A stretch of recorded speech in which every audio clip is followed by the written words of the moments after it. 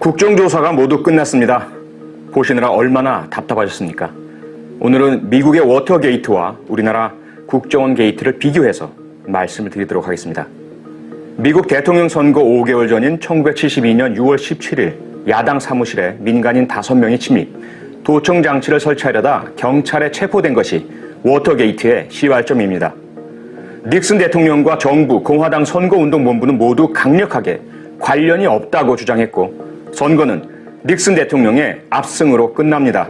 하지만 FBI는 닉슨 선거운동본부의 자금이 흘러들어가 범행을 준비하는 데 사용되었다는 사실을 밝혀냈고 워싱턴 포스트지는 익명의 제보자를 통해 닉슨 선거운동본부와 백악관 및 CIA가 관련되어 있다는 폭로를 합니다. 결국 미국 상원은 국정조사 개최안에 대해 찬성 77 반대 0 만장일치로 통과시킵니다. 여당, 공화당 의원들도 모두 찬성한 것이죠. 한편 법정에서는 판사가 피고인들에게 사건의 배후를 밝히면 감형을 해주지만 밝히지 않을 경우에는 징역 40년을 선고할 것이라고 경고한 뒤에 피고인들이 백악관 고위 간부의 연루 사실을 자백하게 됩니다. 재판이 진행되는 와중이었던 5월 17일부터 8월 7일까지 3개월간 진행된 워터게이트 국정조사 청문회는 ABC와 NBC, CBS 3대 방송사가 돌아가면서 모든 과정을 TV로 생중계해 미국 국민의 85%가 시청하게 됩니다. 그리고 재판과 국정조사가 진행되는 와중이었던 5월 19일 법무장관은 하버드대학교 교수인 아치발드 콕스를 특별검사로 임명합니다. 국정조사 청문회를 통해 백악관 대통령 집무실에 자동 녹음 장치가 설치되어 있다는 사실이 진술로 나오자 국회와 특별검사가 함께 백악관에 녹음 테이프 제출을 요구하게 됩니다. 닉슨 대통령은 이를 거부하고 국회는 녹음 테이프 제출을 청구하는 법정 소송을 제기하고 콕스 특별검사는 집요하게 닉슨 대통령 및 백악관 핵심 참모들에 대한 수사망을 좁혀가게 되죠. 결국 1973년 10월 20일 닉슨 대통령은 콕스 특별검사를 해임하라고 법무장관에게 지시하지만 장관이 이를 거부하자 법무장관과 차관을 해임해버리고 신임 장관이 콕스 특검을 해임하고 새 특검을 임명하는 이른바 토요일의 학살 사건이 발생하게 됩니다. 하지만 결국 대통령 핵심 참모들을 포함해 모두 43명이 구속, 유죄 판결을 받고 실형을 언도받은 뒤에 교도소에 수감되어 실형을 복역하게 됩니다.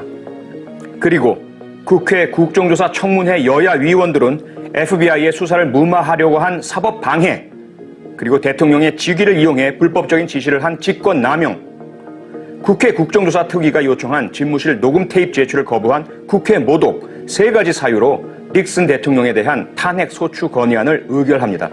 결국 닉슨 대통령은 사임하게 되죠. 국정원 게이트는 여러 가지 측면에서 워터게이트와 유사합니다. 하지만 큰 차이점도 있습니다.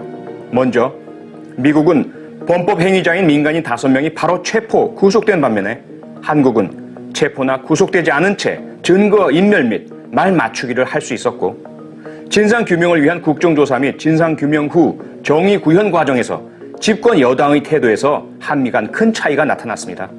수사기관의 정치 권력 및 압력에 대응하는 태도에 있어서도 현격한 차이가 드러났습니다.